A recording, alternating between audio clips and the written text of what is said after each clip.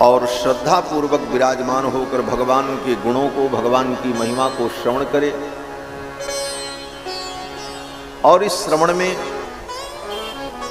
ज्ञान वैराग्य भक्ति की त्रिवेणी प्रवाहित हो, यही ज्ञान यज्ञ है।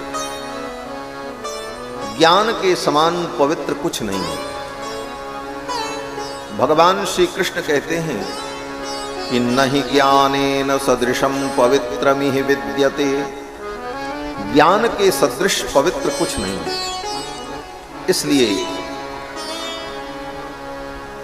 ज्ञानानुष्ठान, सत्संग, भगवत कथा समय समय पर श्रवण करते रहना चाहिए। और ये भगवान की कथा हमारे मन को पवित्र करती है। समस्या मन की ही। मन की समस्या क्या है? बोले दुख सुख बंधन मुक्ति सब का कारण अगर कुछ है तो मन है। वेद में दुख सुख बंधन मुक्ति सब का कारण मन को बताया। वेद भगवान कहते हैं कि क्या? बोलो श्री सीतारामचंद्र भगवान की जय। वेद भगवान कहते हैं कि मन एव मनुष्याणां कारणं बंध मोक्षयोः। मन ही मनुष्य के बंधन और मुक्ति का कारण है। बच्चे को लेकर के जाओ घर, खेलो।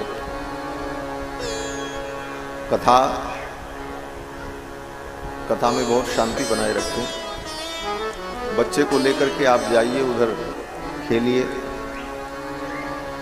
दोनों काम एक साथ नहीं हो सकता। बोलो श्री सीतारामचंद्र भगवान की जय। जय जय सीताराम। बच्चे भगवान के स्वरूप हैं, परंतु भगवान की कथा में शांति की भी आवश्यकता है। थोड़ा भी मन इधर उधर जाता है तो भगवान की कथा सिर से उड़ जाती है, समझ में नहीं आएगा। और सुनाने वाले की भी धारा खंडित हो जाती है। इसलिए कथा में बहुत ही गांभीर्य बनाकर, शांति बनाकर, दत्तचित्त होकर भगवान के चरित्र को श्रवण करना चाहिए। मैं निवेदन कर रहा था कि मन एव मनुष्याणां कारणं बंध मोक्षयोः। मन ही मनुष्य के बंधन और मुक्ति दोनों का कारण है। बंधाय विषयासक्तम मुक्त्यै निर्विषयम मनः। बंधाय विषयासक्तम, जो मन विषयों में आसक्त है वो मन बंधन का कारण है। और जो विषयों से मुक्त मन है वही मन मुक्ति का कारण है। ये मन अगर शुद्ध हो तो सब कुछ ठीक हो जाता है। मन की शुद्धि पर हम विचार नहीं करते, तन की शुद्धि पर बहुत विचार करते हैं। खूब स्वच्छ रहें, खूब पवित्र रहें, अच्छे सुंदर पवित्र वस्त्र धारण करें, पवित्र स्थान पर रहें। हम अपने बाह्य वातावरण को बहुत ही सुंदर सजा लेते हैं, लेकिन जो मन है उस मन को पवित्र कैसे किया जाए इस पर विचार नहीं करते। और जब तक मन पवित्र नहीं होगा तब तक कल्याण नहीं होगा। मन में अगर विकार भरा है, ईर्ष्या है, द्वेष है, कपट है, छल है, चतुराई है, धूर्तता है, धोखा है, तब तक तुम चाहे जितनी पूजा अनुष्ठान यज्ञ जब तप करो, उन सारे कर्मों का वास्तविक फल प्राप्त नहीं है। क्योंकि मन की शुद्धि बहुत आवश्यक है। मन के शुद्ध होने पर ही परमात्मा का साक्षात्कार होता है। मन कैसे शुद्ध हो, इस मन को शुद्ध करने का उपाय क्या है? किस नदी में इसको स्नान कराएं, किस तीर्थ में लेकर के जाएं इस मन को? कहते हैं किसी तीर्थ और नदी में मत ले जाओ मन को, भगवान की कथा सुनो, बार बार भगवान की कथा सुनते रहोगे तो तुम्हारा मन पवित्र होगा। मन को पवित्र करने वाला एकमात्र साधन भगवान की कथा है। वेद व्यास जी कहते हैं कि एतस्माद् अपरम किंचिन मनःशुद्ध्यै न विद्यते। मन की शुद्धि के लिए भगवान की कथा को छोड़ करके दूसरा कोई साधन नहीं, दूसरा कोई साधन तुम्हें मिलेगा नहीं। एतस्माद् अपरम किंचिन मनःशुद्ध्यै न विद्यते। मन की शुद्धि के लिए एकमात्र साधन भगवान की कथा है, और कथा सुनते रहो तो धीरे धीरे मन के जो विकार हैं वो नष्ट हो जाए। काम क्रोध लोभ मोह मद ईर्ष्या द्वेष पाखंड छल दंभ अहंकार, ये सारे दुर्गुण जो मन के हैं ये धीरे धीरे निवृत्त हो जाते हैं और उसका मन पवित्र हो जाता है। रघुबर भगति बारि छालित चित, बिन प्रयास ही सूझे तुलसीदास कह चिद विलास जग बूझत बूझत बूझे। भगवान की भक्ति में लगकर, भगवान के गुणानुवाद को सुनकर, भगवान की कथा को सुनकर के हमारा मन पवित्र हो। इसलिए बार बार भगवान की पावन कथा को श्रवण करना। हम सभी लोग बड़भागी हैं कि मिथिला की पावन धरती में विराजमान होकर भगवान श्री राम के पावन चरित्र को श्रवण कर रहे हैं, और महर्षि वाल्मीकि के ग्रंथ रामायण के आश्रय में इस कथा का हम सभी लोग अनुभव कर रहे हैं। रामायण का प्राण भगवती श्री जानकी जी का चरित्र है। कल की कथा में मैंने निवेदन किया था कि काव्यम रामायणम कृत्स्नम सीतायास चरितम महत्। ये संपूर्ण रामायण काव्य सीता जी का महान चरित्र है, और महान चरित्र ही नहीं है, रामायण की आत्मा जो है वो श्री जानकी जी का चरित्र है। रामायण का जो प्राण है वो सीता जी का चरित्र है, राम जी का चरित्र नहीं, सीता जी का चरित्र। हमारे आचार्य श्री पराशर भट्टर स्वामी जी महाराज श्री गुणरत्न कोश में श्री जी की महिमा का वर्णन करते हुए कहते हैं, रामायणमपि परम प्राणिति त्वच्चरित्रे। रामायणमपि परम प्राणिति त्वच्चरित्रे। हे भगवती, आपके चरित्र से ही ये रामायण प्राणित होता है, और रामायण ही प्राणित नहीं होता। किशोरी जी के कारण, श्री जी के कारण ही भगवान भी प्राणित होते हैं। हमारे आचार्य श्री वेदांत देशिक स्वामी जी महाराज चतुश्लोकी की व्याख्या में कहते हैं कि आनीतवातां स्वधया तदेकम, आनीतवातां स्वधया तदेकम। हे भगवती, हे जनकजा, आपकी इतनी महिमा है कि अगर आप न रहो तो भगवान की भी श्वास बंद हो जाएगी, भगवान का भी प्राणन नहीं हो सकता। आनीतवातां स्वधया तदेकम। श्री जी के कारण ही, किशोरी जी के कारण ही भगवान में श्वास प्रश्वास होता है। आगे फिर आचार्य चरण ने कहा कि भगवान सर्वेश्वर हैं, समस्त देवताओं के द्वारा पूज्य आराध्य हैं, देवाधिदेव हैं। ये क्यों है? तो आचार्य चरण कहते हैं श्री जी के कारण ही भगवान की ये महिमा है। श्री जी के कारण ही भगवान की ये महिमा है। देवो देवत्वमश्नुते, भगवती श्री जी के कारण ही भगवान में देवत्व, भगवान की महिमा है। तो श्री जी का ये पावन चरित्र श्री रामायण, कल के प्रसंग में आप सभी लोगों ने श्रवण किया कि महर्षि वाल्मीकि ने नारद जी के द्वारा राम कथा सुनकर 24,000 श्लोकों में रामायण की रचना की।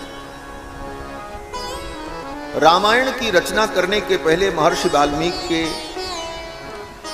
साथ एक बड़ी विचित्र घटना घटित हुई। नारद जी जब आए थे, कथा सुना करके चले गए, तो महर्षि वाल्मीकि अपने शिष्य भरद्वाज जी को लेकर तमसा नदी के तट पर स्नान करने के लिए गए। मध्याह्न संध्या वंदन करने के लिए तमसा नदी के तट पर गए और वहीं तमसा नदी के तट पर गुरु और शिष्य महर्षि वाल्मीकि और भरद्वाज ये दोनों टहल रहे थे। तब तक एक शिकारी आया,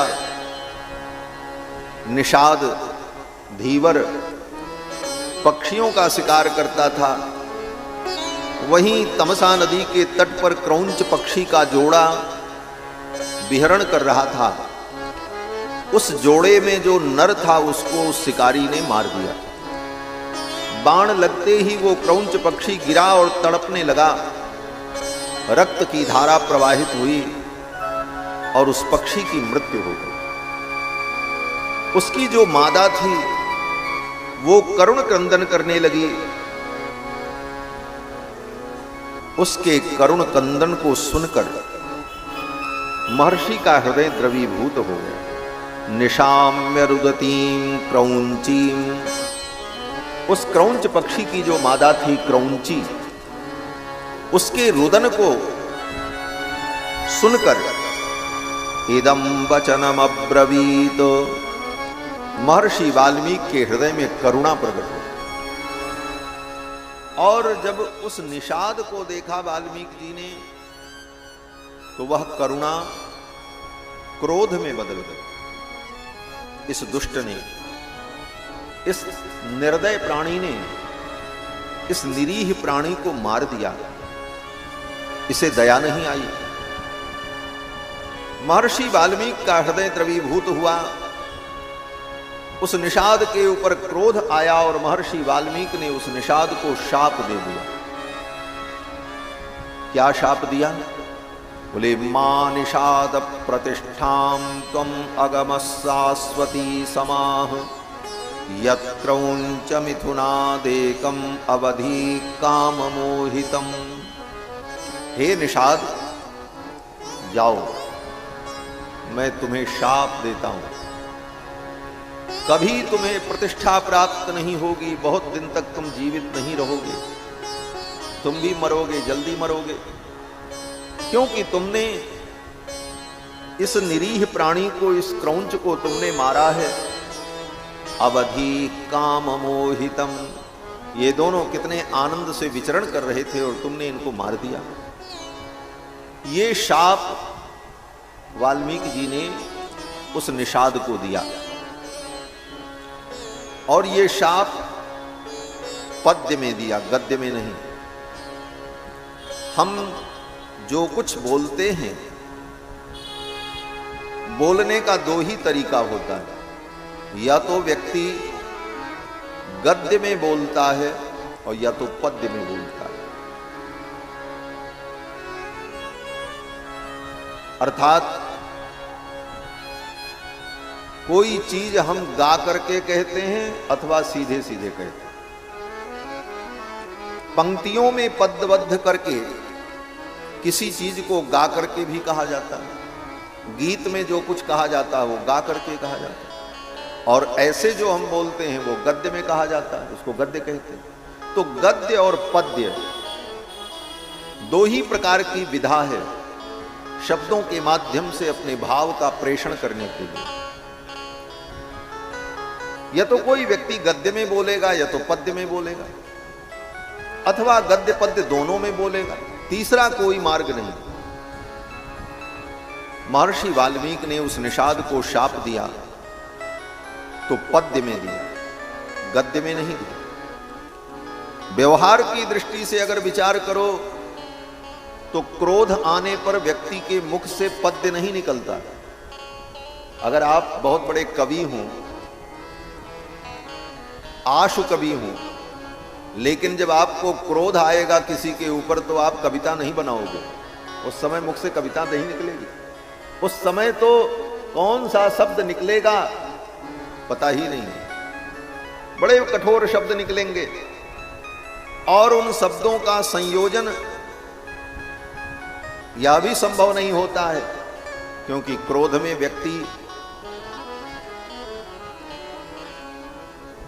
कर्तव्य के विचार को भूल जाता है। तो क्रोध में व्यक्ति कोई पंक्ति गाए, उसके मुख से कोई कविता निकले, यह संभव नहीं।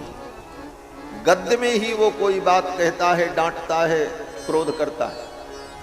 लेकिन महर्षि वाल्मीकि ने उस निषाद को शाप जब दिया तो वह शाप जो निकला महर्षि वाल्मीकि के मुख से वो गद्य में नहीं निकला, पद्य में निकला। 32 अक्षरों में, 4 चरण में, 8-8 अक्षर के एक एक चरण और अनुष्टुप छंद में श्लोकबद्ध शाप महर्षि वाल्मीकि के मुख से निकला। ये बड़े आश्चर्य की बात है। वाल्मीकि जी को भी आश्चर्य हुआ कि ये मेरे मुख से जो श्लोक निकला,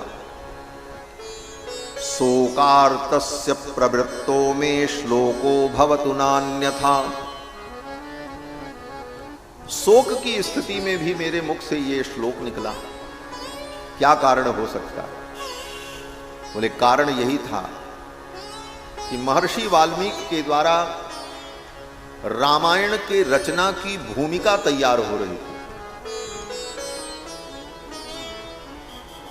और ये आदि कवि हैं। वाल्मीकि जी को आदि कवि कहा जाता है। इनके पहले कोई कवि नहीं था, और कवि नहीं था तो कोई काव्य भी नहीं था। जब कवि रहेगा तभी तो काव्य बनेगा, काव्य प्रकट होगा। तो वाल्मीकि जी के पहले न कोई कवि था न कोई काव्य था। वेद थे, वेदों के द्वारा लोगों को धर्म का बोध प्राप्त होता था। त्रेता युग में ये उस समय की घटना है जब राम जी अयोध्या के सिंहासन पर विराजमान होकर अपनी प्रजा का पालन कर रहे थे, उस समय की घटना है। और महर्षि वाल्मीकि अयोध्या के सन्निकट ही तमसा नदी के तट पर निवास करते थे, वहां की ये घटना। जगाम तमसा तीरे जाह्नव्यास्त्वविदूरतः, तमसा नदी के तट पर यह घटना घटित हुई। महर्षि वाल्मीकि सोचने लगे मेरे मुख से यह श्लोक प्रकट हुआ। बाद के विद्वानों ने, कवियों ने कहा कि महर्षि वाल्मीकि के हृदय में जो शोक था वह शोक ही श्लोक बन करके निकल आया। शोकः श्लोकत्वमागतः, शोक ही श्लोक बन करके, काव्य बन करके प्रकट हुआ। महर्षि वाल्मीकि वहां से चल पड़े। उनके शिष्य भरद्वाज जी ने इस श्लोक को जो शाप में निकला था उसे याद कर लिया और पीछे पीछे गुनगुनाते हुए गुरु जी के वस्त्र को और कलश को लिए हुए स्नान करके दोनों आए। ज्यों ही महर्षि वाल्मीकि अपनी कुटिया में आए तब तक ब्रह्मा जी का आगमन हुआ। आजगाम ततो ब्रह्मा लोककर्ता स्वयं प्रभु, लोककर्ता सृष्टि का निर्माण करने वाले ब्रह्मा जी महाराज आ गए। महर्षि वाल्मीकि ने ब्रह्मा जी का पूजन किया और पूजन करने के बाद महर्षि वाल्मीकि ने कहा प्रभु आपने दर्शन दिया, कृपा की। ब्रह्मा जी ने कहा मैं कुछ आदेश देने के लिए आया हूं। बोले क्या आदेश है? ब्रह्मा जी ने कहा तुम्हारे मुख से जो ये श्लोक प्रकट हुआ है, जो सरस्वती प्रकट हुई है, वो मेरी प्रेरणा से हुई। मच्छंदा देवते ब्रह्मन् प्रवृत्तेयं सरस्वती, मेरी प्रेरणा से ये सरस्वती तुम्हारे मुख से प्रकट हुई है। और नियम भी है, कोई व्यक्ति भगवान का गुणगान करना चाहे तो सरस्वती ब्रह्मा के भवन को छोड़ करके दौड़ी चली आती है। भगत हेतु विधि भवन बिहाई, सारद आवत सारद सुमिरत आवत धाई। भगति हेतु, भगवान की भक्ति के लिए अगर कोई भगवान का गुणगान करना चाहता है तो सरस्वती दौड़ करके आती है, बुलाना नहीं पड़ता, वो दौड़ के सेवा में आ जाती है। ब्रह्मा जी ने कहा ये सरस्वती को मैंने भेजा है। मच्छंदा देवते ब्रह्मन् प्रवृत्तेयं सरस्वती, और तुम्हारे द्वारा एक काव्य की रचना होने वाली है। महर्षि वाल्मीकि ने कहा कौन सा काव्य? बोले रामायण महाकाव्य। राम जी के चरित्र को नारद के द्वारा तुमने जो सुना है, उस चरित्र का विस्तार करो और राम जी के चरित्र को लिखो। वाल्मीकि जी ने कहा मैंने राम जी के चरित्र को बहुत संक्षेप में सुना है, नारद जी ने तो बहुत संक्षेप में बताया, मैं उसका विस्तार कैसे कर पाऊंगा? और राम जी ने जंगल में जो जो चरित्र किया, क्या क्या किया, वो सब मुझे ज्ञात नहीं है, तो मैं राम जी के संपूर्ण चरित्र का कैसे वर्णन कर पाऊंगा? तो ब्रह्मा जी ने आशीर्वाद दिया। ब्रह्मा जी ने कहा कि तच्चाप्य विदितम सर्वम विदितम ते भविष्यति। तच्चाप्य विदितम सर्वम विदितम ते भविष्यति। भगवान का जो चरित्र तुम्हें अविदित है, वह भी चरित्र तुमको विदित हो जाए, ज्ञान हो जाए। कैसे हो जाएगा? बोले राम जी की कृपा से राम जी का संपूर्ण चरित्र तुम्हारे हृदय में प्रकाशित हो जाए, और तुम जो चरित्र लिखोगे वह चिरकाल तक गाया जाएगा। वाल्मीकि जी ने कहा महाराज, राम जी ने जो चरित्र किया है वो चरित्र तो मुझे विदित हो जाएगा, लेकिन राम जी तो अभी अयोध्या के सिंहासन पर विराजमान होकर के राज्य कर रहे हैं। अभी आगे भी राम जी चरित्र करेंगे जब तक लीला चलेगी। तो आगे राम जी कौन सा चरित्र करेंगे वो मैं कैसे जान पाऊंगा? जो चरित्र हो गया वो तो हम जान जाएंगे आपके आशीर्वाद से, लेकिन जो चरित्र राम जी आगे अभी करेंगे, करना बाकी है, वो चरित्र मैं कैसे जान पाऊंगा? तो ब्रह्मा जी ने कहा वह चरित्र भी तुमको विदित हो जाएगा, पहले ही पता चल जाएगा राम जी को क्या करना है। ये मेरा आशीर्वाद है। वाल्मीकि जी ने कहा ये तो ठीक है, लेकिन एक समस्या हो सकती है। बोले क्या? बोले राम जी आगे जो चरित्र करेंगे वो हमें विदित हो जाएगा, मैं उस चरित्र को लिख दूंगा, लेकिन कहीं राम जी का प्रोग्राम बदल गया, क्योंकि भगवान है, वो किसी के वश में तो है नहीं। उनका मन करे कि बस अब इसके आगे का चरित्र नहीं करेंगे, अब वैकुंठ जाएंगे, तो कौन रोक पाएगा राम जी को? तो अगर मैं आगे का चरित्र लिख दूं और कहीं राम जी ने अपना कार्यक्रम कैंसिल कर दिया आगे का, तब तो हमारी वाणी झूठी हो जाएगी। ब्रह्मा जी ने हंसते हुए कहा चिंता मत करो मुनिवर, आप जो चरित्र राम जी का लिख दोगे, राम जी को अगर नहीं भी करने की इच्छा है तो राम जी को वह चरित्र करना ही पड़ेगा, और राम जी वही चरित्र करेंगे जो तुम लिखोगे। नते वाग नृता काव्ये काचिदत्र भविष्यति, तुम्हारी वाणी काव्य में कहीं झूठी नहीं होने पाएगी। नते वाग नृता काव्ये काचिदत्र भविष्यति। और जब तक इस धरती पर पर्वत पहाड़ रहेंगे, गंगा यमुना नदियां रहेंगी, तब तक तुम्हारे द्वारा लिखी गई रामायण इस धरती पर गाई जाएगी, लोग उसे गाएंगे, सुनेंगे। और जब तक तुम्हारी रामायण को गाने वाला एक व्यक्ति भी इस धरती पर रहेगा, तावत् रामायण कथा लोके सुप्रचरिष्यति तावत् ऊर्ध्वमधश्च त्वं मल्लोके सुनिवत्स्यसि। जब तक तुम्हारे द्वारा लिखी गई इस कथा को एक व्यक्ति भी गाने वाला होगा, तब तक तुम मेरे लोक में, ब्रह्मलोक में आनंद पूर्वक निवास करोगे। ये सब वचन कह करके ब्रह्मा जी चले गए। ब्रह्मा जी के चले जाने के बाद महर्षि वाल्मीकि ने दर्भ का आसन बिछाया और प्राणायाम किया, आचमन किया और प्राणायाम करके, आचमन करके उपस्पृश्योदकम सम्यक मुनि स्थित्वा कृतांजलि। उपस्पृश्य आचमन करके, प्राणायाम करके और फिर हाथ जोड़कर भगवान का ध्यान किया महर्षि वाल्मीकि। आचमन और प्राणायाम ये दो विधि हमारे सनातन धर्म में बड़ी अनिवार्य विधि है और बहुत सारे कार्यों के पहले ये दो विधि सबको करनी चाहिए, आचमन और प्राणायाम। कोई भी पूजा पाठ करने चलो तो पहले आचमन प्राणायाम, आचम्य प्राणानायाम्य। सारे कर्मकांड की पद्धतियों में सबसे पहले यही वाक्य लिखा रहता, पहले आचमन करो, प्राणायाम करो, तब आगे काम शुरू करो। यहां तक कि ये आचमन प्राणायाम आत्मशुद्धि के लिए किया जाता है।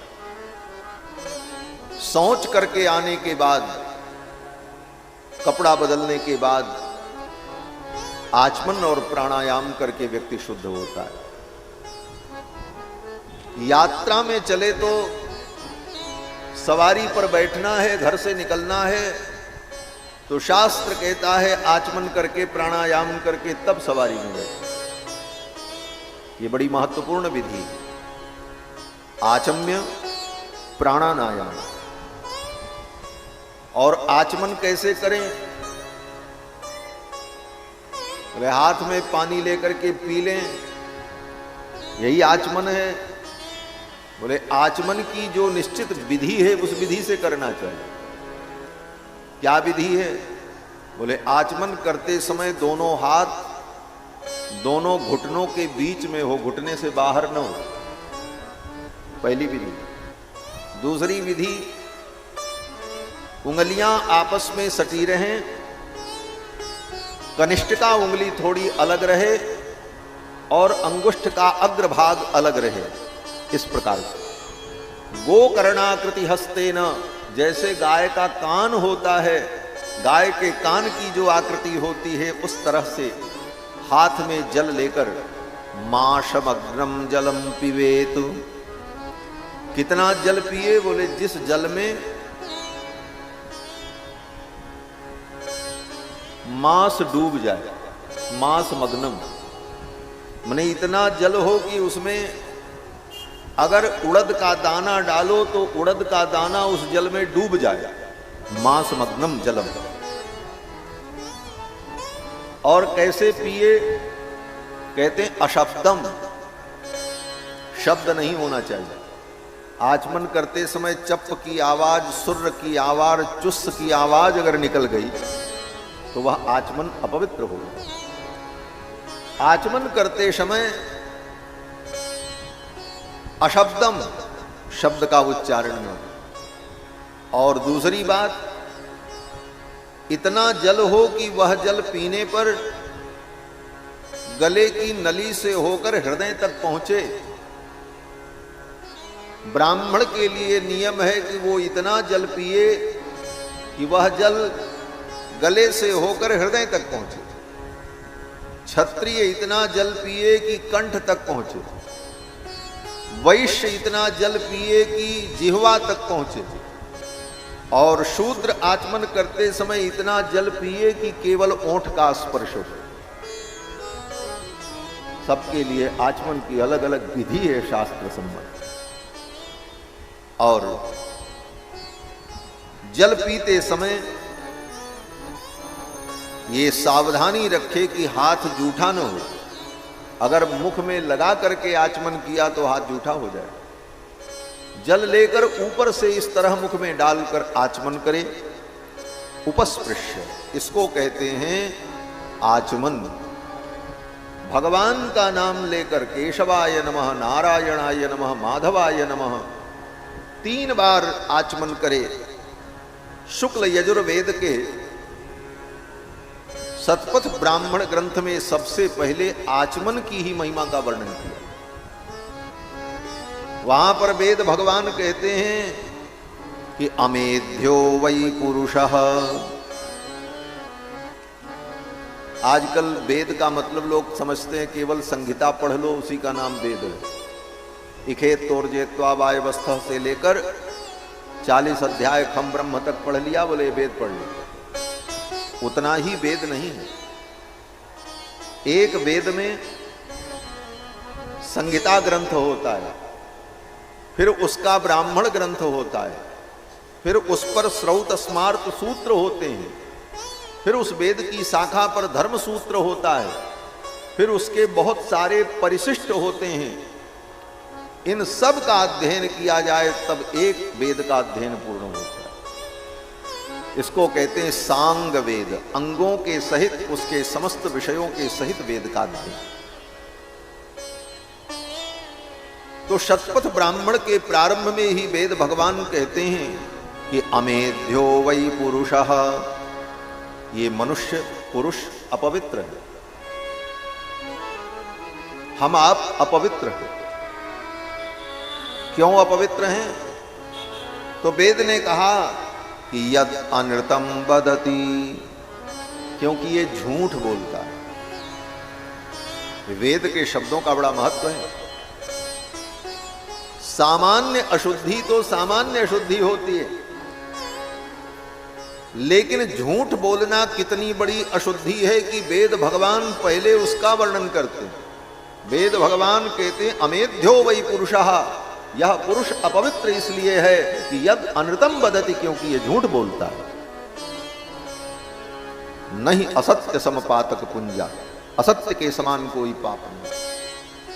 छोटी सी बात पर, छोटे से स्वार्थ पर, छोटे से लाभ के लिए व्यक्ति झूठ बोल देते, लेकिन यह झूठ बोलना, असत्य भाषण कितना बड़ा पाप है। वेद भगवान कहते हैं इसी कारण से मनुष्य अपवित्र है। अमेध्यो वै पुरुषः। क्यों? बोले यद अनृतम वदति, क्योंकि वो अनृत बोलता है, झूठ बोलता है। जल क्या है? तो वेद ने कहा मेध्यो वै आपः, आपो वै मेध्यः। ये जल जो है ये मेध्य है, पवित्र है। पुरुष अपवित्र है क्योंकि अनर्थ भाषण किया, और जल पवित्र है। तो कहते हैं कि तस्मात् अप उपस्पृशति, इसीलिए वो जल लेकर के आचमन जब करता है तो पवित्र हो जाता है। आचमन करने से यह शुद्धि होती है। और प्राणायाम, प्राण वायु का नियमन, पूरक, कुंभक और रेचक, 3 प्रकार के प्राणायाम। वो बाकी जो प्राणायाम आजकल सिखाया जाता है, भस्त्रिका, उज्जाई, वो सब प्राणायाम ठीक है स्वास्थ्य के लिए, लेकिन प्रमुख 3 प्राणायाम हैं, पूरक, कुंभक और रेचक। और यह 3 प्राणायाम व्यक्ति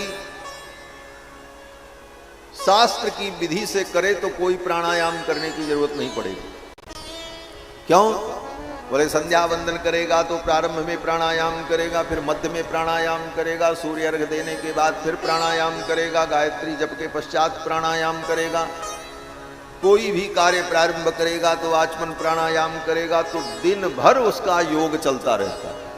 ये प्राणायाम स्वयं में एक बहुत बड़ा योग है। महर्षि वाल्मीकि ने आचमन किया और प्राणायाम किया। उपस्पृश्योदकम सम्यक मुनिस्थित्वा कृतांजलि, क्योंकि रामायण लिखने जा रहे हैं आचमन करके प्राणायाम करके जब भगवान के चरणों का ध्यान किया तो राम जी का संपूर्ण चरित्र महर्षि वाल्मीकि के हृदय में प्रकाशित हो गया। कैसे प्रकाशित हुआ? कहते हैं राम जी कैसे हंसते हैं, राम जी कैसे चलते हैं, राम जी कैसे बैठते हैं, राम जी कैसे बोलते हैं, यह सब कुछ महर्षि वाल्मीकि के हृदय में यथावत दिखाई पड़ने लगा। हसितम भासितम चैव गतिर्यावच्च चेष्टितम तत्सर्वं धर्मवीर्येण यथावत् संप्रपश्यति। महर्षि वाल्मीकि ने सब कुछ यथावत राम के चरित्र को देखा और देखने के बाद महर्षि ने रामायण लिखी। क्या अंतर है? आज भी लोग राम जी का चरित्र लिखते हैं, कवि लोग लिखते हैं, राम के चरित्र पर ग्रंथ लिख देते हैं, लेकिन वो कहां से लिखते हैं? बोले सुन करके लिखते हैं। जो सुना है, पढ़ा है, सुन करके पढ़ करके लिखते हैं। और महर्षि वाल्मीकि ने जो रामायण लिखी है उन्होंने देख करके लिखा। राम जी के संपूर्ण चरित्र को देखा महर्षि वाल्मीकि। हसितम भासितम चैव गतिर्यावच्च चेष्टितम तत्सर्वं धर्मवीर्येण यथावत् संप्रपश्यति। संपूर्ण राम चरित्र को देखा और यथावत जैसा देखा वैसा लिखा। अब यहां पर एक बात विद्वानों के लिए, विचार करने वाले व्यक्तियों के लिए है कि जैसे वेद मंत्र है, जो वेद मंत्र यज्ञ में, पूजा में उच्चारण किया जाता है, ब्राह्मण विद्वान आचार्य लोग उच्चारण करते हैं। उन वेद मंत्रों को ये आचार्य लोग पहले गुरु से पढ़ते हैं, सुन करके, और फिर उसका उच्चारण सीख करके, पढ़ करके तब उसका प्रयोग करते हैं। लेकिन जिन ऋषियों के द्वारा वह मंत्र दृष्ट हुआ, ऋषियों ने उन मंत्रों को देखा, उन मंत्रों को उन ऋषियों ने किसी से नहीं पढ़ा, वो मंत्र उनके हृदय में दिखाई पड़े। ये जितने मंत्र हैं हमारे वेद के, उन मंत्रों के अलग अलग ऋषि हैं। किसी मंत्र के ऋषि जमदग्नि है, किसी मंत्र के ऋषि वशिष्ठ हैं, किसी मंत्र के ऋषि कश्यप हैं। अलग अलग मुनियों ने, ऋषियों ने उन मंत्रों को देखा, उनको किसी ने पढ़ाया नहीं, उन्होंने उन मंत्रों को देखा। तो मंत्रों को देखने के कारण उनको मंत्र दृष्टा कहा जाता है। मंत्रों को उन्होंने देखा है, किसी से पढ़ करके, सुन करके नहीं जाना। मंत्र उनके हृदय में स्वयं प्रकाशित हो गए। ऋषि की यही परिभाषा है।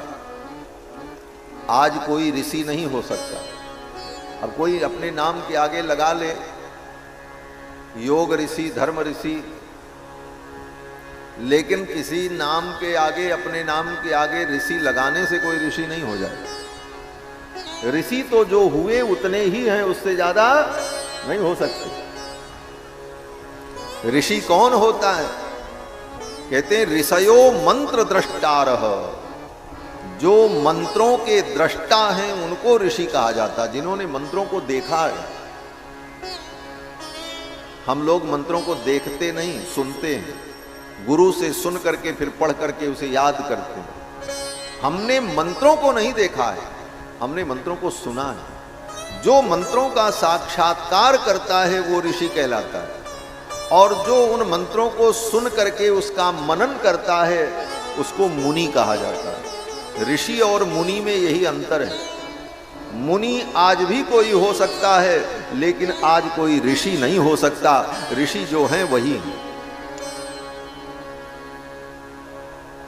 कोई नया ऋषि पैदा नहीं हो सकता।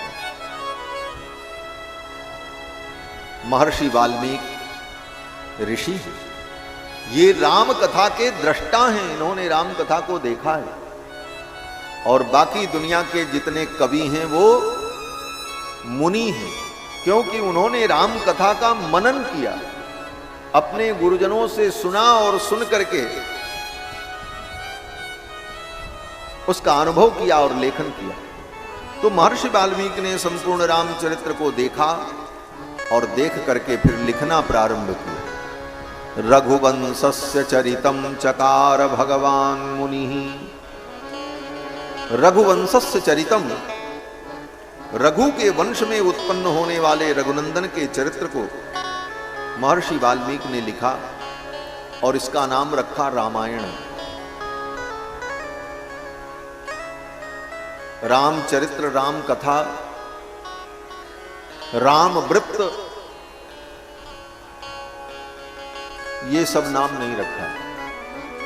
ग्रंथ का नाम रखा रामायण। रामायण का अर्थ क्या होता है? कहते दो शब्दों के मिलाने पर रामायण शब्द बना। राम और अयन, राम और अयन दोनों शब्द मिल जाए तो बन जाता है रामायण। और रामायण में जो न है अंत में, वो व्याकरण के नियम से ण हो जाता है, तो फिर उसे पढ़ा जाता है रामायण।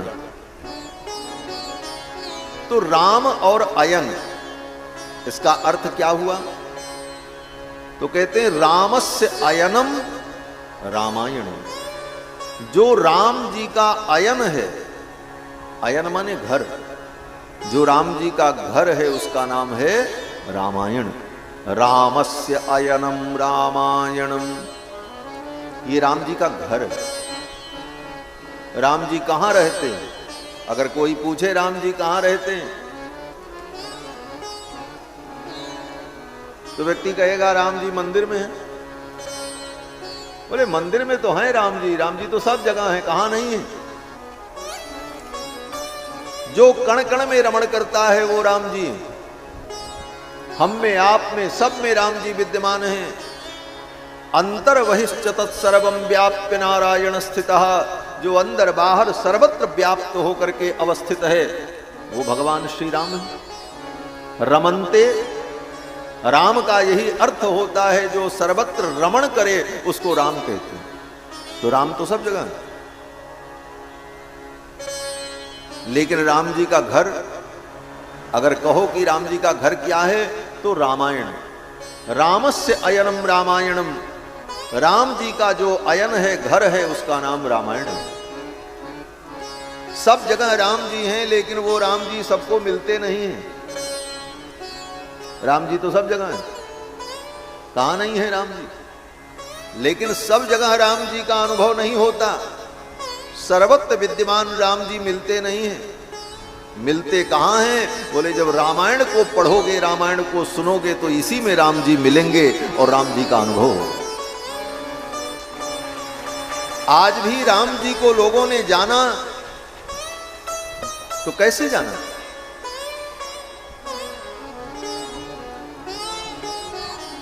कण कण में राम जी हैं, इसलिए हमने राम जी को जान लिया? बोले नहीं, कण कण में राम जी हैं, क्षण क्षण में राम जी हैं, तन तन में राम जी हैं, मन मन में राम जी हैं। लेकिन उन राम जी को तब तक नहीं जाना जा सकता जब तक रामायण के माध्यम से राम जी के विषय में आप श्रवण नहीं करेंगे। जब रामायण श्रवण करेंगे, रामायण पढ़ेंगे, तभी ये बात समझ में आएगी कि राम जी सब जगह हैं। हमारे अंदर भी हैं, तुम्हारे अंदर भी हैं, सब में हैं। सी राम मैं सब जग जानी, करहु प्रणाम जोरी जुग पानी। तो राम जी का घर क्या है? बोले रामायण है। रामस्य अयनम रामायणम।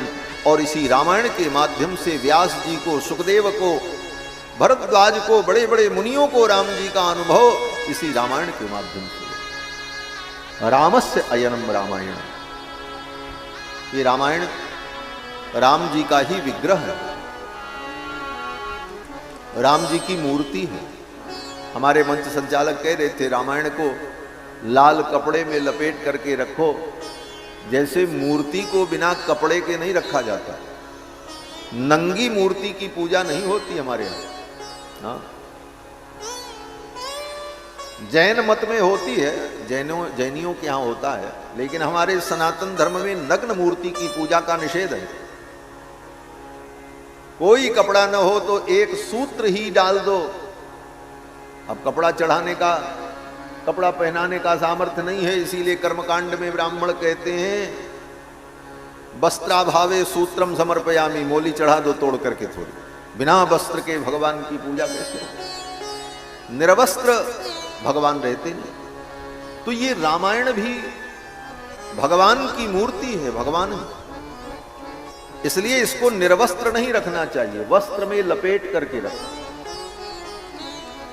वस्त्र का आसन बिछा करके उसके ऊपर रखो, इसका आदर करो। आपके घर में लोग कहते हैं महाराज हम अपने घर में लड्डू गोपाल जी की मूर्ति, रामलला की मूर्ति, शालग्राम की मूर्ति, किसकी मूर्ति रख करके पूजा करें? बोले इन मूर्तियों को रख करके पूजा करना चाहिए, ठीक है, अच्छी बात है, लेकिन अगर आपके घर में कोई मूर्ति नहीं है तो कोई घबराने की बात नहीं है। रामायण ही राम जी का स्वरूप है, रामायण को ही कपड़े में लपेट कर पूजा घर में रख करके इसी की आरती उतारो, इन्हीं को भोग लगाओ। ये साक्षात राम जी, ये राम जी की साक्षात मूर्ति है रामायण। जैसे श्रीमद् भागवत महापुराण भगवान कृष्ण की मूर्ति है।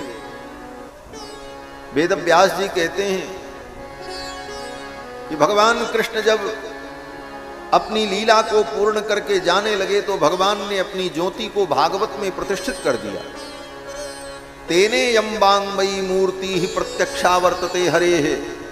भगवान हरि की प्रत्यक्ष वांगमयी मूर्ति, शब्दमयी मूर्ति श्रीमद्भागवत महापुराण है।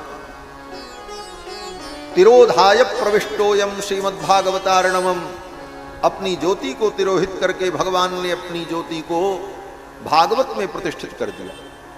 उसी प्रकार से यह रामायण राम जी की मूर्ति है, वांगमयी मूर्ति है। इस रामायण में जो बालकांड है वो भगवान का चरण है। बालकांड प्रभु पाय अयोध्या कटिमन मोहे, और अयोध्या कांड भगवान की कमर है। उदर बन्यो आरण्य, भगवान का जो उदर है वही अरण्य कांड है। हृदय किष्किंधा सोहे, किष्किंधा कांड ही भगवान का हृदय है। और सुंदर कांड भगवान की ग्रीवा है। और लंका कांड, युद्ध कांड भगवान का मुख है। और उत्तर कांड भगवान का मस्तक है। इस प्रकार ये सातों कांड भगवान के एक एक अंग है। पद में हम सभी लोग गाते हैं, आदि अंत लो देखियत श्री रामायण राम तनु। आदि अंत लो देखियत श्री रामायण राम तनु। बालकांड प्रभु पाय अयोध्या कटिमन मोहे। बालकांड प्रभु पाय अयोध्या कटिमन मोहे। उदर बन्यो आरण्य हृदय किष्किंधा सोहे। उदर बन्यो आरण्य हृदय किष्किंधा सोहे। सुंदर ग्रीव मुखार बिंद लंका कही गायो। सुंदर ग्रीव मुखार बिंद लंका कही गायो। जहाँ दशानन आदि निशाचर सकल समायो। जहाँ दशानन आदि निशाचर सकल समायो। मस्तक उत्तर कांड तुझी यह विधि तुलसीदास बने। मस्तक उत्तर कांड सूची यह विधि तुलसीदास मन। आदि अंत लो देखियत श्री रामायण राम तनु। आदि अंत लो देखियत श्री रामायण राम तनु। श्री रामायण राम तनु। श्री रामायण राम तनु। ये रामायण राम जी का ही स्वरूप है। रामायण का एक अर्थ यह भी होता है कि हमारे तनिष्लोकीकार रामायण के बहुत बड़े व्याख्याकार हुए। वो अपनी व्याख्या में लिखते हैं कि रमायाह चरितम रामम, रमा का जो चरित्र है उसका नाम है राम। रमा माने श्री जानकी जी, रमापति रामचंद्र की, इसीलिए राम जी को रमापति रामचंद्र कहा जाता है। रमा माने सीता जी। और रमायाह चरितम, रमा का जो चरित्र है, सीता का जो चरित्र है, वह चरित्र क्या है? बोले रामम, उसी को राम कहा जाता है। और रामस्य अयनम, रमा के उस चरित्र का जो अयन है, घर है, उसका नाम रामायण है। ये सीता जी का महान चरित्र है, इसलिए महर्षि ने इसका नाम रामायण रखा। और जिस समय रामायण की रचना की महर्षि वाल्मीकि ने, उस समय सीता जी महर्षि वाल्मीकि के आश्रम में थे। राम जी ने उनको महर्षि वाल्मीकि के आश्रम में भेज दिया, क्योंकि सीता जी की दृष्टि पड़ेगी, सीता जी का सान्निध्य मिलेगा महर्षि वाल्मीकि को, तभी महर्षि वाल्मीकि रामायण की रचना कर पाएंगे। इसलिए भगवान ने अपनी करुणा को, अपनी कृपा को श्री जानकी जी को महर्षि वाल्मीकि के आश्रम में भेज दिया। वहीं पर सीता जी ने सुंदर 2 पुत्रों को जन्म दिया था, कुश और लव। बड़े पुत्र जो हैं उनका नाम है कुश, और छोटे पुत्र जो हैं उनका नाम है लव। ऐसे लोग लव कुश कहते हैं, तो लगता है लव बड़े होंगे कुश छोटे होंगे। पहले लव का नाम ले लेते हैं, लव कुश, लेकिन कुश बड़े हैं, लव छोटे। कुशी लवौ तु धर्मज्ञौ राजपुत्रौ यशस्विनौ। इन दोनों पुत्रों का जात कर्मादि संस्कार महर्षि वाल्मीकि ने किया, और वेदादि शास्त्रों को पढ़ा करके इनको परम विद्वान पारंगत बना दिया। इधर रामायण की रचना भी चल रही थी। रामायण जब पूरा हुआ तो महर्षि वाल्मीकि सोचने लगे, ये रामायण में किसको पढ़ाऊं? ये रामायण पढ़ करके इसे कौन याद करेगा और कौन इसे गाएगा? ये सोच रहे थे महर्षि वाल्मीकि, तब तक कुश और लव दोनों भाई खेलते हुए उधर से आए। आश्रम में ही रहते थे। आकर के गुरुजी के चरणों में प्रणाम किया। अगृहिणीताम ततः पादौ मुनि वेशौ कुशीलवौ। मुनि का वेश धारण किए हुए कुशलव दोनों भाइयों ने आकर के जब चरणों में प्रणाम किया, प्रणाम तो रोज करते थे कुशलव, रोज महर्षि के सामने खेलते कूदते रहते थे, लेकिन आज महर्षि वाल्मीकि ने जब देखा तो इन दोनों भाइयों में महर्षि वाल्मीकि को राम जी का दर्शन हुआ। क्या दर्शन हुआ? बोले वाल्मीकि जी को अनुभव हुआ कि बिंबाद दिवोत्थितौ बिंबौ राम देहात् तथा परौ। ये राम जी के पुत्र हैं। लगता है राम जी के द्वारा 2 राम जी और प्रकट हो गए। बिंबाद दिवोत्थितौ बिंबौ, जैसे बिंब से बिंब प्रकट हो जाए, बिंब से प्रतिबिंब प्रकट होता है, मूल प्रति से छाया प्रति प्रकट होती है। ये आज तक सुना गया है इतिहास में, लेकिन मूल प्रति से मूल प्रति प्रकट हो जाए, बिंबाद दिवोत्थितौ बिंबौ, ऐसी घटना महर्षि वाल्मीकि अनुभव करते हैं कि राम रूपी बिंब से ये 2 राम रूपी बिंब प्रकट हुए, कुश और लव। दोनों भाई राम जी जैसे, राम जी जैसी नाक वैसी ही आंख, वैसा ही मुख, वैसी प्रकृति, वैसा ही स्वभाव, सब कुछ राम जी जैसे। महर्षि वाल्मीकि ने सोचा इन्हीं को मैं रामायण पढ़ा दूं। क्यों? बोले ये बड़े मेधावी हैं। सतु मेधाविनौ दृष्ट्वा, महर्षि वाल्मीकि ने देखा ये दोनों बालक बड़े मेधावी हैं, और मेधावी के साथ साथ वेदेषु परिनिष्ठितौ, वेदों में इनकी निष्ठा है, इन्होंने वेदादि का अध्ययन किया है, वेदादि शास्त्रों का, इन्हीं को मैं रामायण पढ़ा दूं। और क्योंकि ये रामायण वेदोपब्रह्मण है, वेदोपब्रह्मण का मतलब वेदों का ही विस्तार है, वेद का ही अवतार है रामायण। कल की कथा में मैंने निवेदन किया था, वेद प्राचेत सादासीत साक्षात रामायणात्मना। तो महर्षि ने विचार किया कि वेदोपब्रह्मणार्थाय तावग्राहयत प्रभु, ये रामायण वेदों का ही विस्तार है और ये वेद का अध्ययन कर चुके हैं, इन्हीं कुमारों को मैं रामायण पढ़ा दूं। और इसलिए भी इनकी वाणी बड़ी शुद्ध है, इनका कंठ बड़ा मधुर है और गान विद्या में ये प्रवीण है। गान विद्या में एक एक स्वर की जितनी जातियां होती हैं, उन सब जातियों के सूक्ष्म से सूक्ष्म भेद का उन्हें ज्ञान है।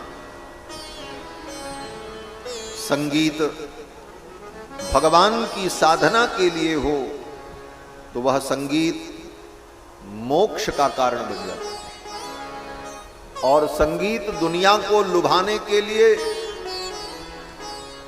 और स्टेज का कार्यक्रम करने के लिए हो तब वह संगीत एक व्यसन बन जाता है, फिर वह विद्या भगवान के चरणों तक उसे नहीं पहुंचाती। संगीत भी भगवान की साधना है, उपासना। हमारे संप्रदाय में आचार्य हुए श्री नाथ मुनि स्वामी जी महाराज। नाथ मुनि स्वामी जी महाराज द्राविड़ प्रबंध की एक एक गाथाओं को भगवान के सामने गाने की परंपरा का उन्होंने सूत्रपात किया।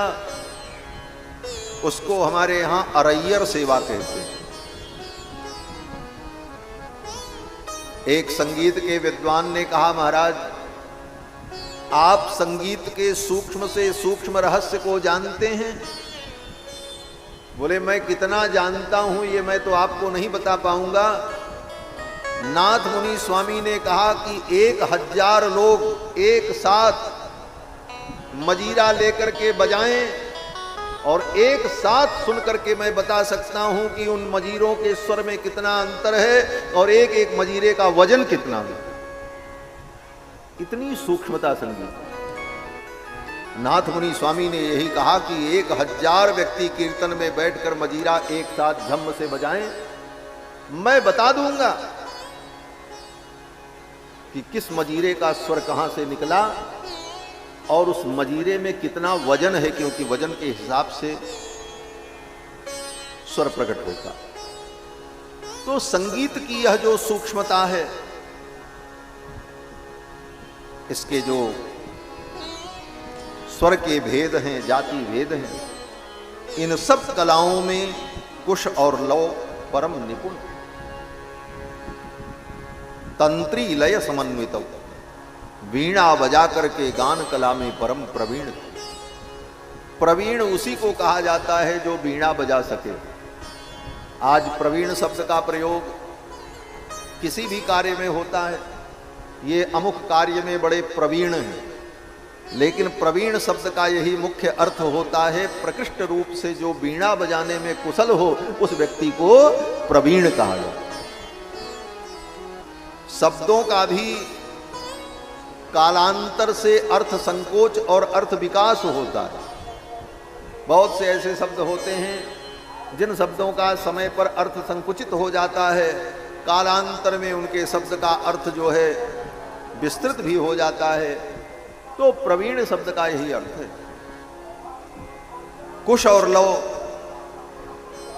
वीणा बजाने में परम कुशल। महर्षि वाल्मीकि ने सोचा इन्हीं को मैं रामायण पढ़ा दूं, पूरी रामायण पढ़ा दूं। और ये रामायण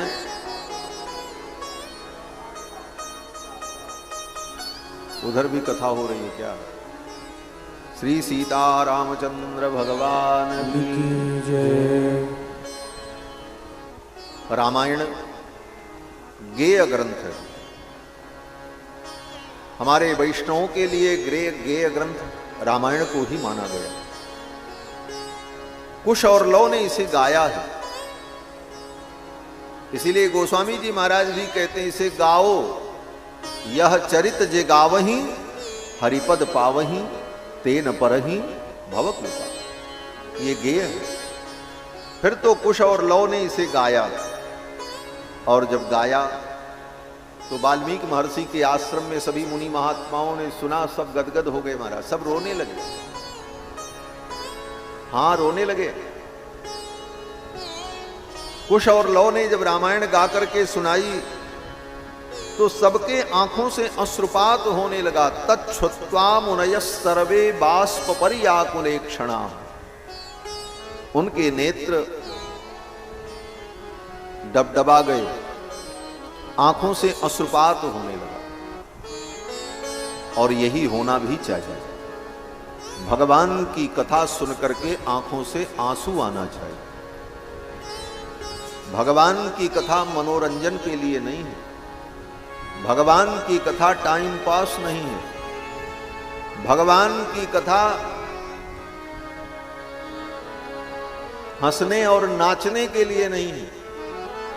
भगवान की कथा तो रोने के लिए। इसे सुन करके हृदय भर जाए, आंखों में आंसू आ जाएं, तो समझ लो तुम्हारा जीवन धन्य हो गया, जीवन कृतार्थ हो गया, कथा सुनने का फल प्राप्त हो गया। यही लिखा है।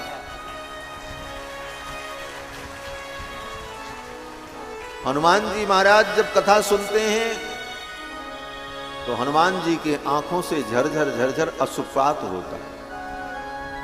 हनुमान जी की स्तुति में कहा जाता है कि यत्र यत्र रघुनाथ कीर्तनम तत्र तत्र कृतमस्तकांजलिम बाष्पवारि परिपूर्ण लोचनम मारुतिम नमत राक्षसांतकम। बाष्पवारि परिपूर्ण लोचनम। रघुनाथ जी की कथा को सुनकर के हनुमान जी की आंखों में अश्रु आ जाता है। बाष्पवारि परिपूर्ण लोचनम, आंखें भर जाती हैं। तो भगवान के चरित्र को सुनकर आंखों में आंसू आए,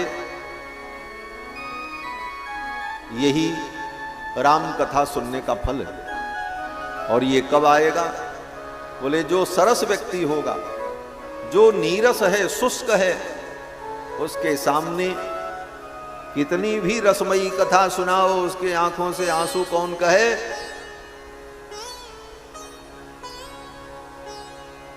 उसे कथा समझ में भी नहीं आती। इसीलिए विद्वानों ने कहा अरसिकेषु कवित्व निवेदनम सिरसी मालिख मालिख मालिक। किसी कवि के सामने ब्रह्मा आ गए। ब्रह्मा जी ने कहा बताओ मैं तुम्हें क्या वरदान दे दूं? तो उस कवि ने कहा कि वरदान नहीं चाहिए, हे विधाता मेरे भाग्य में सब लिखना, बड़ा सा बड़ा दुख आ जाए हम सहन कर लेंगे, लेकिन एक चीज मेरे भाग्य में मत लिखना। ब्रह्मा ने कहा क्या?